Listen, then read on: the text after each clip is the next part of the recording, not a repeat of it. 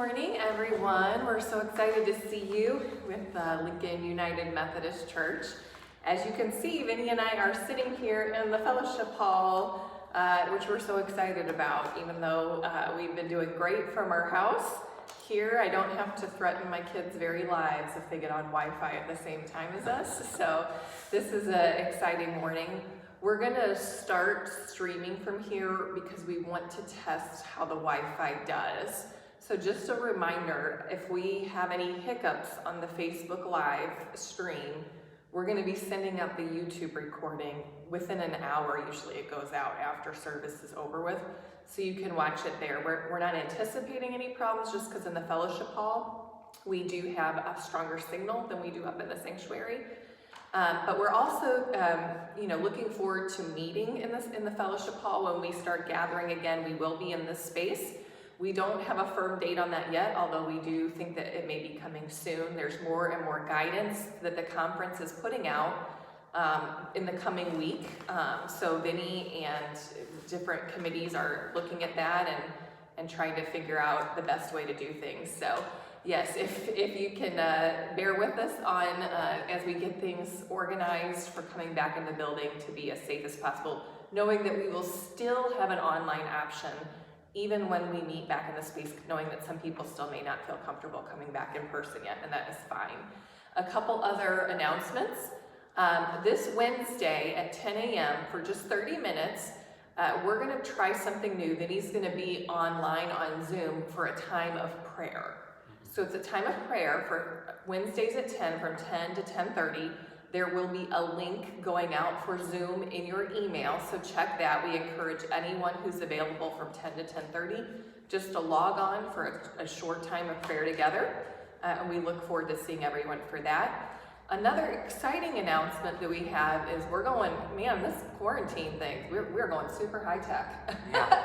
We actually now have the ability to give online on our website. It's taken a little while to get that put together. We really want to thank Sandy, the secretary here at the church, who really helped get that going.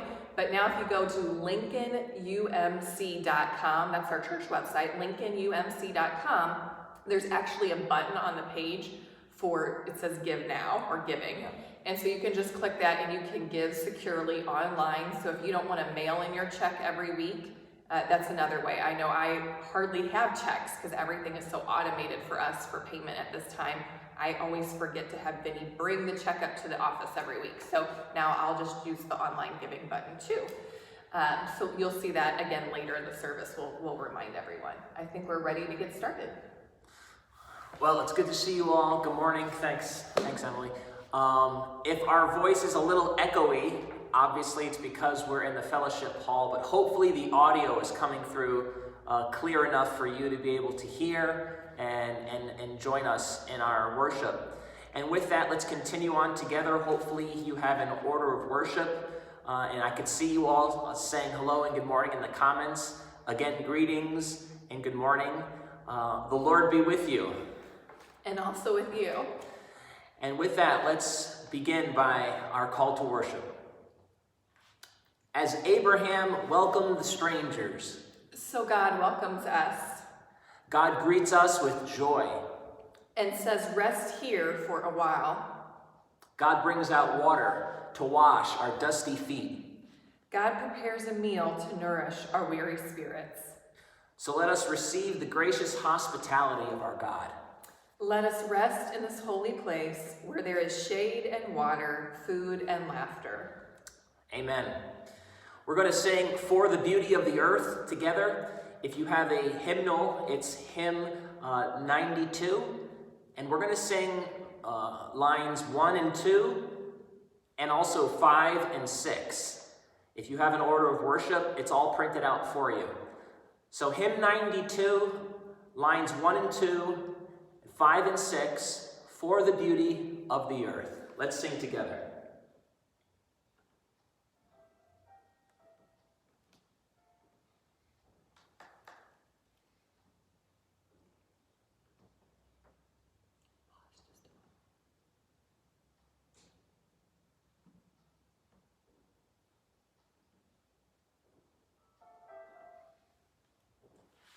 turn our speaker on.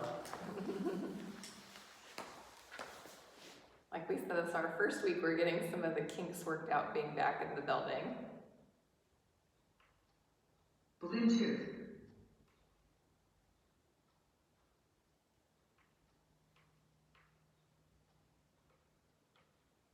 Bluetooth. No. Looks like we're not connected here. We lost our connection.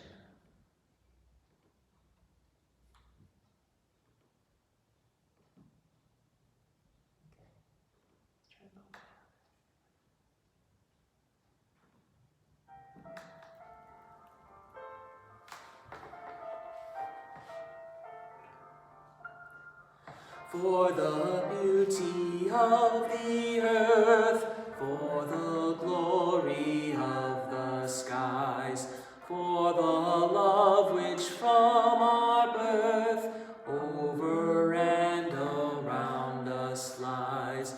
Lord of all, to thee we raise this our hymn of grateful praise. For the beauty of each hour of the day and of the night, hill and vale and tree and flower, sun and moon and stars of light.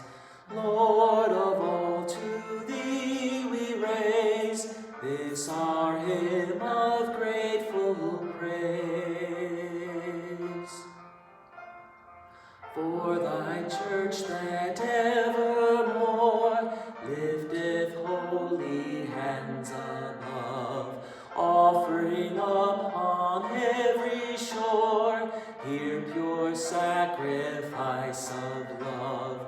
Lord of all, to thee we raise this our hymn of grateful praise. For thyself best gift divine to the world so freely given, for that great, great love of thine, peace on earth and joy in heaven. Lord of all, to thee we raise this our hymn of grateful praise.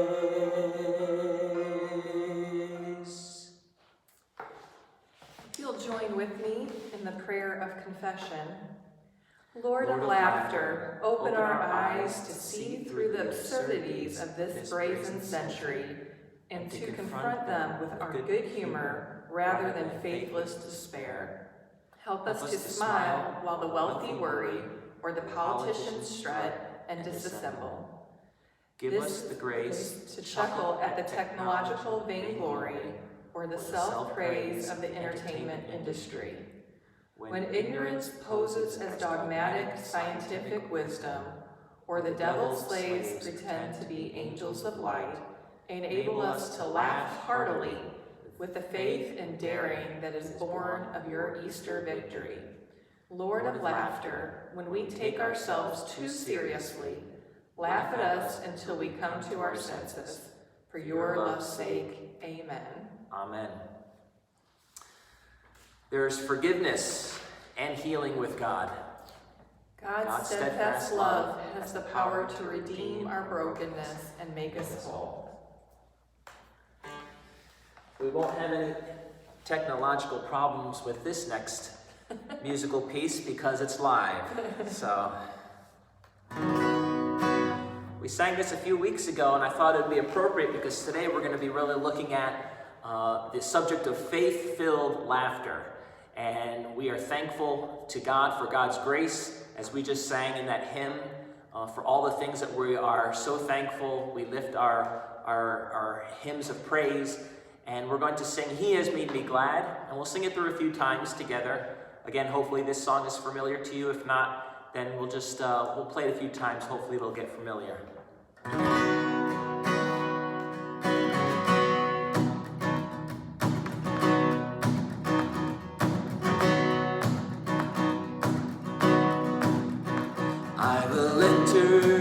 gates with thanksgiving in my heart. I will enter his courts with praise. I will say this is the day that the Lord has made. I will rejoice, for he has made me glad. He has made me glad. He has made me glad. I will rejoice, for he has made me glad. He has made me glad. He has made me glad. I will rejoice, for he has made me glad. That's how the song goes, so sing along with us. I will enter his gates with thanksgiving in my heart. I will enter his courts with praise. I will say this is the day that the Lord has made. I will rejoice, for he has made me glad. He has made me glad. He has made me glad. I will rejoice, for he has made me glad. He has made me glad. He has made me glad. I will rejoice, for he has made me glad. Sing that one more time.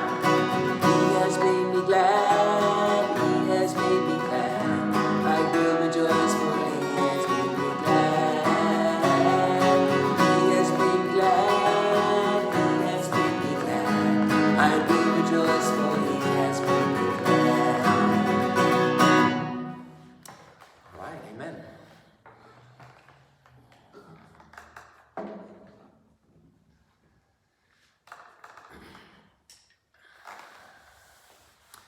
Let's attend to these words of the psalmist. And as we attend to them, let us just sink into a moment of silence that will end when you hear 3 chimes, at which time we'll say the Lord's Prayer together.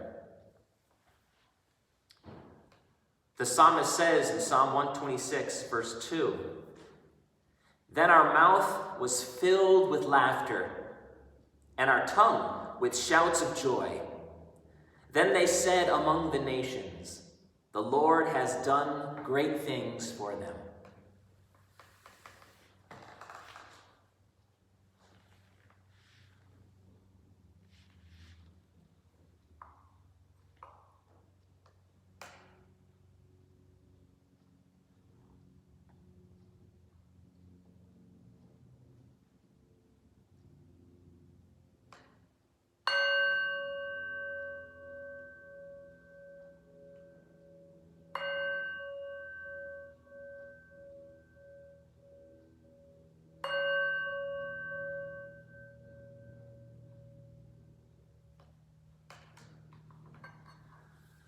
Our Father, who art in heaven, hallowed be thy name.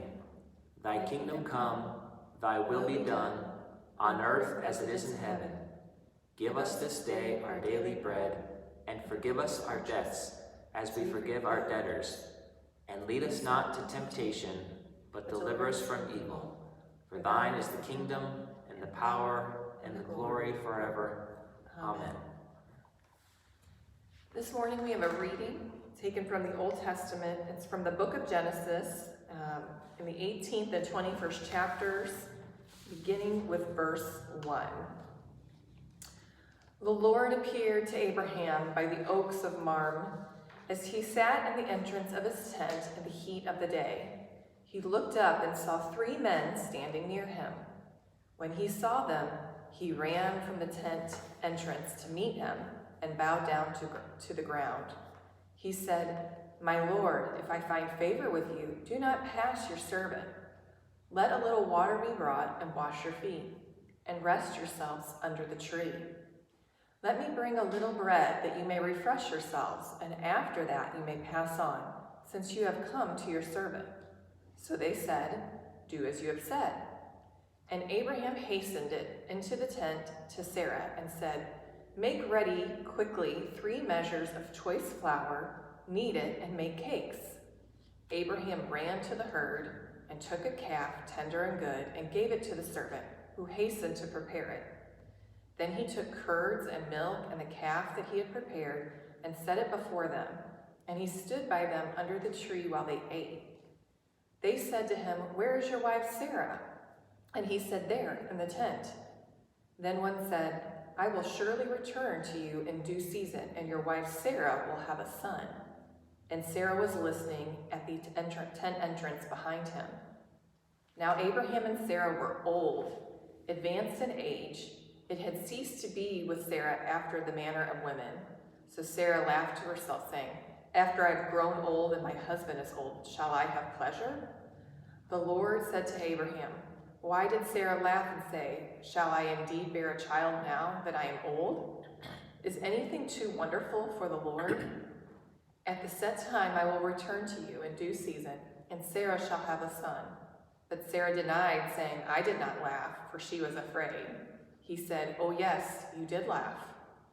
The Lord dealt with Sarah as he had said, and the Lord did for Sarah as he had promised. Sarah conceived and bore Abraham a son in his old age, at the time of which God had spoken to him. Abraham gave the name Isaac to his son, whom Sarah bore him. And Abraham circumcised his son Isaac when he was 8 days old, as God commanded him. Abraham was 100 years old when his son Isaac was born to him.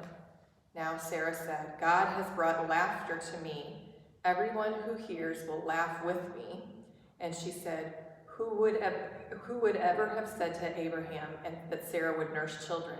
Yet I have borne him a son in his old age. This is the word of God for the people of God. Thanks be to God. Amen.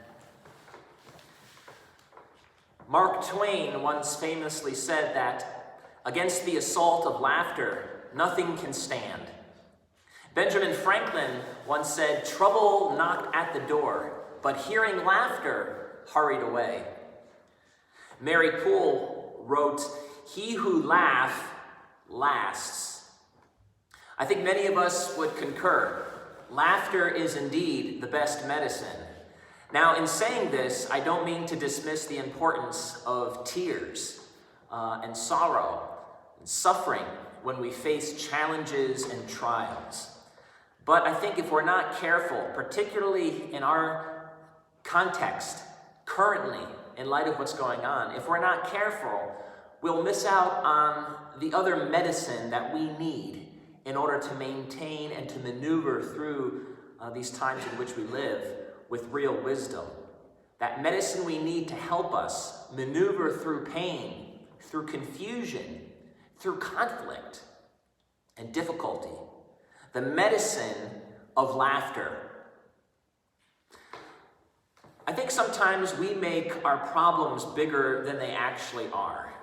This is why I think it's so great for those of us that are married and still have our spouses. Our spouses oftentimes come in to kind of remind us that the problem sometimes is greater than we think. I know Emily often does that when I am freaking out about something and it's just a huge problem. She kind of comes in and says, "Wait a minute, it's probably not as big as you think." But I think we make our problems bigger than they actually are, whether consciously or subconsciously. I think one of the reasons that is because we like to justify, or we tend to justify our fears in order to stay in control. But the price of having such control means we create tremendous burdens for ourselves that are hard to bear. And when we do that, we don't laugh much. Laughter, think about it. Laughter reduces the burden of our trial by not making it the be-all, end-all. It puts it into its context. And in so doing, alleviates the burden we thought we had to bear. You see, when we take ourselves so seriously, we make our problems very serious indeed. Catherine Mansfield wrote, "When we can begin to take our failures non-seriously, it means we are ceasing to be afraid of them. It is of immense importance to learn to laugh at ourselves. One of the blessings of old age should be the ability to laugh at one's self." I think as we grow in years, if we're paying attention to the lessons that life is teaching us, we begin to learn a very important truth. And the truth is, we're not the center of the universe. Now, I think we've all met people who are on ears, who are humorless, who never laugh, who always have a continual frown on their face. And that is a sad state of affairs, to be in our twilight years and be humorless. I don't want to go there. I don't want to get to that place in my life, and I hope you don't either in your life. But there's the tendency, if we're not careful, to wind up being formed in such a way that we end our years in this world with a frown rather than a smile. Today's text presents to us just some things to think about when it comes to laughter. And I think we need these things, these lessons, now more than ever. The problems that we're facing and the trials of quarantine, of COVID-19, and now the racial injustice and all the various responses and how various people are responding in various ways. This all it looms so large in people's minds. It's so great that it's the only thing many people can see and respond to. Now, I'm not saying that these things aren't serious. I'm not saying we cannot continue to see these things as matters of importance, because they are. Nor am I saying that we need to laugh at them or make fun of them. But I am raising this question, and think about it. Please hear me. What happens when an issue becomes so large, so concerning, that we can't step outside of it and experience a joyful confidence in the living God? The ironic thing about Sarah's laughter that Emily just read for us in Genesis is that it started out in a kind of dismissive, albeit innocent, doubt, but it ended in believing joy. It started out in doubt, and it ended in believing joy. God is going to give me a baby in my old age? Sarah laughed when she overheard God's promise to Abraham about the birth of a son. After all, Abraham and Sarah had a huge problem. Think about it. It wasn't just a physical problem. That is, their bodies were too old to produce. Nor was it simply a cultural problem. Remember, in that day and age, that society, there was shame brought along with people who were not having children. And so it wasn't just a body problem for this family. There were societal expectations that weren't being met. So there was a problem of the body, but there was also a problem of reputation and culture and society. But there was also another problem, a third layer of problem here, and it was a religious one. Because God had made a promise to Abraham that he would have a son, and yet it seemed as the time was passing, God had reneged on his promise, or that God had forgotten. You see, the challenge here was a multifaceted challenge. It was the problem at the body level, the cultural level, and even the religious level. God seemed to be absent. If ever there was a time for a disbelieving laugh, well, now was the time. So we can't really blame Sarah for chuckling behind the curtain tent as she was overhearing this conversation between Abraham and the stranger who is represented as God. So none of us should be pointing our finger at Sarah. We all do this, don't we? We all do this. We laugh at the idea that God can bring joy and blessing when it appears that our body, our society, or even our faith is unable to do so, is unable to, as it were, produce that joy that we want to experience, that blessing that we want to experience. Some of us look at our bodies and think God can never bring blessing out of them. We say, I'm too old. I'm too young. I'm too addicted. Or I'm too black. I'm too red. I'm too white. I'm too brown or yellow. I have a disability. I'm the wrong sex. Or I'm the wrong sexual orientation. Ha ha ha, yeah, right, God. Some of us look at the hard hand dealt to us by society or the world and say, this is an impossible situation. COVID-19 is going to keep ruining everything. God can never help us solve the problems that we face in society. God can never help us solve the problems of racism and injustice. Ha ha ha, yeah, right, God. And what happens when God seems to grow silent? When God doesn't seem to be keeping God's promises? There's unanswered prayer. Questions that we have that are left hanging. Ha ha ha, yeah, right, God. Like Sarah, we listen to God's voice and promises behind the curtain. We may hear messages of hope from the preacher. We may read our Bibles. We may hear it as Sarah was listening behind the tent curtain to the words of promise and blessing going on just a few feet in front of her. But still we laugh. We laugh with cynicism. We laugh with disbelief. We laugh in doubt. But then it happens. The voice turns to us personally and says, wait a minute, do you believe? Don't you believe? And we respond, kind of like Sarah. If you remember in the text, she says, no, that's not. And the voice calls her out, says, be honest. We respond, oh, yeah, of course we do. Of course we do. But on the inside, we're laughing in doubt. We are not laughing in faith. So what does God do?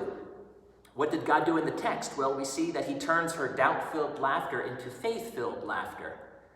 Not in a heavy-handed way, not by being vindictive or like an overly sensitive abuser that just wants to force a laugh or force belief, as it were.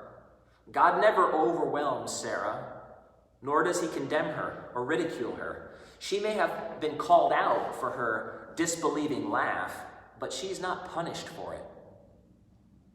Instead, God proves to her that he is faithful and that through her body and into her social context and within her faith system, she will experience joy, laughter, and blessing. And with the passing of time, this is exactly what happens, according to the text. Sarah gives birth to a son, and Abraham names him Isaac, or Isaac, which means laughter. The laughter of Abraham and Sarah at the birth of Isaac it's illustrative of the joy we feel when God's promises come true. But let me put the question out there. What do we do when we still await the promises? When the promises are, as it were, unfulfilled or partially fulfilled? How can we, as it were, laugh from a distance and not be like Sarah, whose first laugh was distant from the second laugh? The first laugh of doubt, the second laugh being of faith. What happens when, in that period of time, when we don't see it? Can we still laugh in the face of the impossible? Can we still laugh in the face of the challenges? Can we still laugh and maintain a spirit of joyful confidence in God, despite what we're seeing all around us? In social media, on the news, in Facebook, in our homes, in our hearts? I think the answer is yes. I think the answer has to be yes. Because of Jesus Christ. Because of Jesus Christ and our faith in him, you and I can celebrate what God has accomplished in him, despite the circumstances. We can live in joy and enjoy what God has done in Christ. Even if we aren't seeing peace and wholeness and reconciliation and justice against racism, even if we're not seeing righteousness, we can trust that they will arrive in God's time, in God's way.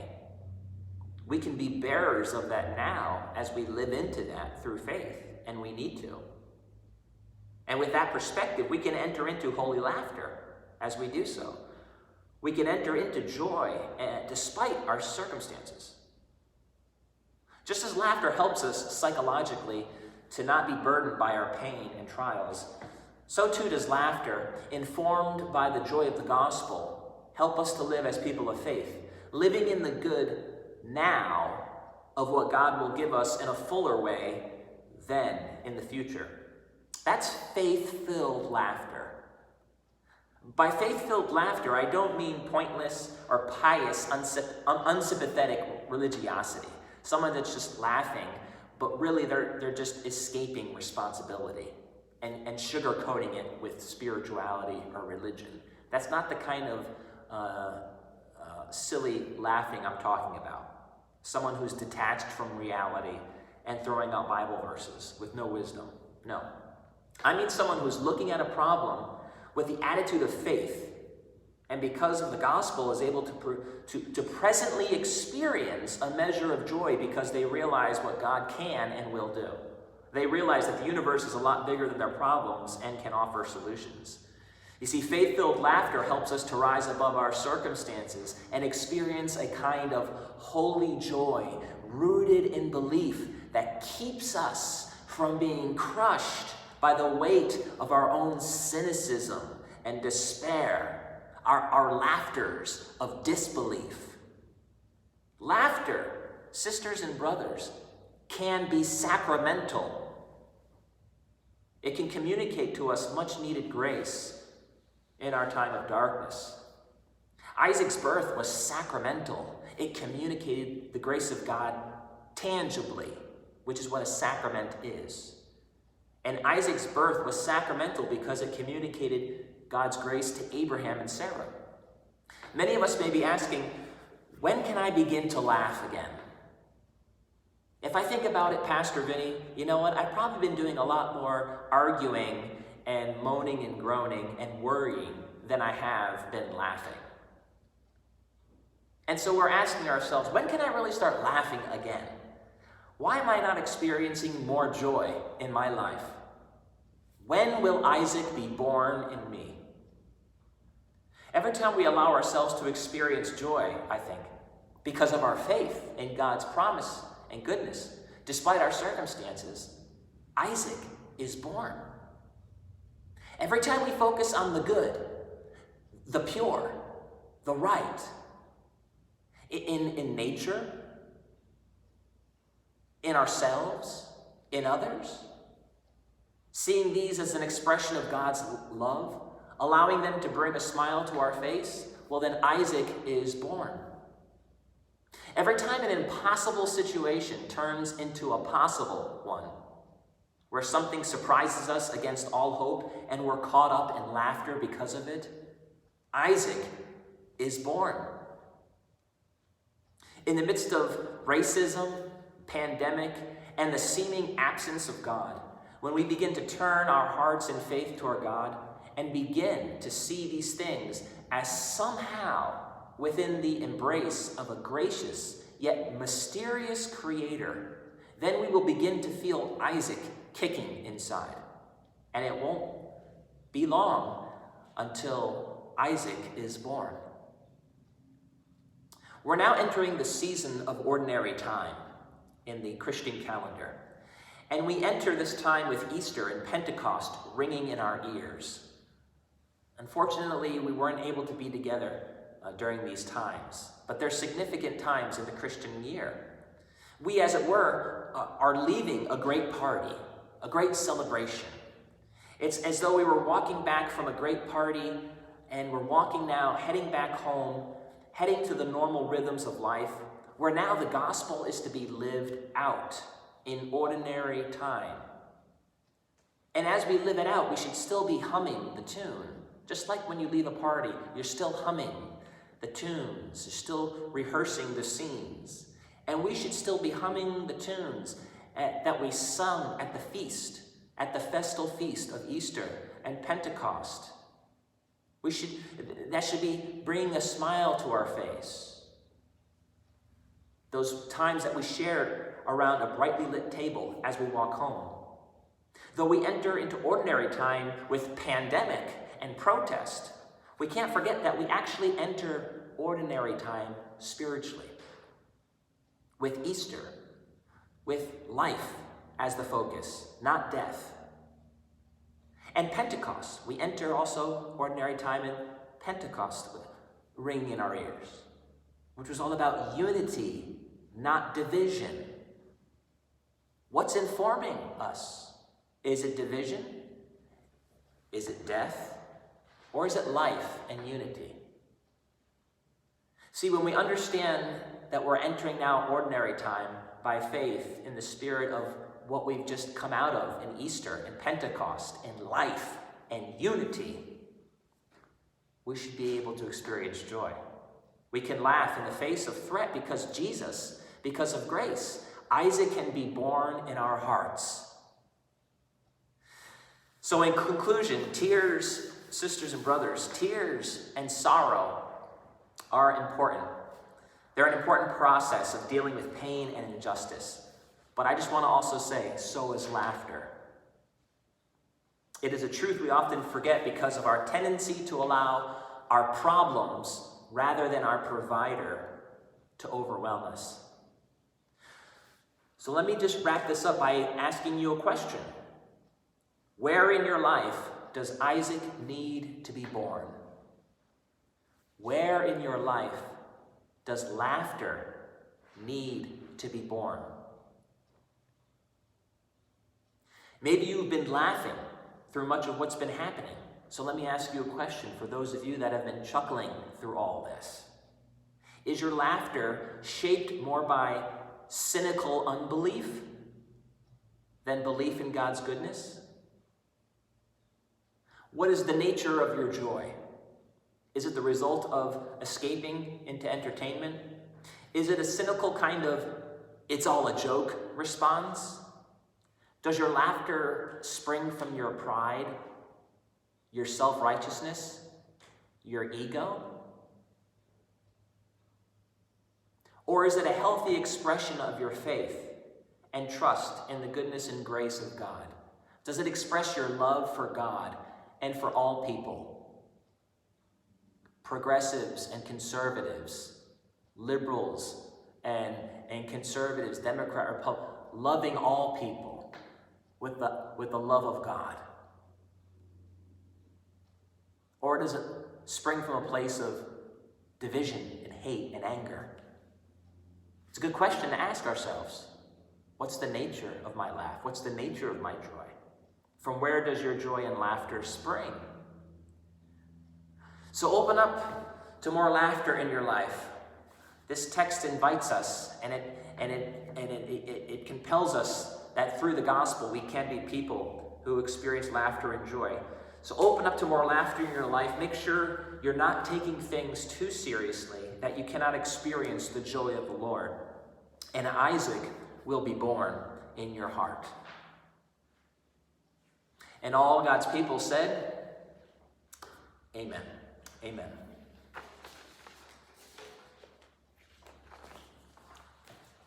Amen. At this time, we're going to just focus on a time of giving and offering. As a reminder, there are now 2 ways to give, which we're super excited about. You can continue to bring your offering by or mail your offering to the office here. The physical address, 629 I Street, Lincoln, California, 95648. Or now, because we're getting so high tech, on our website, which is lincolnumc.com, lincolnumc.com. Right on the main homepage, there's a button now that you can click for giving, and it's a secure giving. And again, we want to thank Sandy for helping set that up. And with that, we're going to sing the doxology. Praise God from whom all blessings flow. Praise Him, all creatures here below. Praise Him above the heavenly host. Praise Father, Son, and Holy Ghost.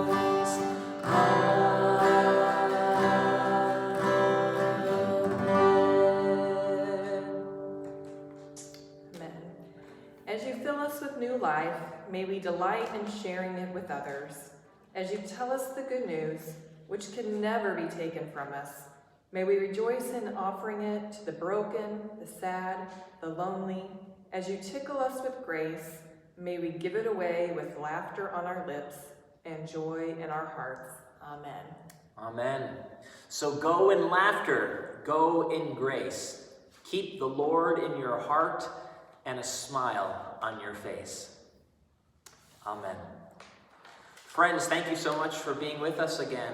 We hope you were blessed and encouraged, and we look forward to seeing you next week. Don't forget to continue to receive those emails, and we look forward to having you on our Facebook Live next week or YouTube, and we will send out information regarding protocol for reopening and all that's going to entail. But in the meantime, keep that in prayer, and don't forget to smile and to have the joy of the Lord also be your strength.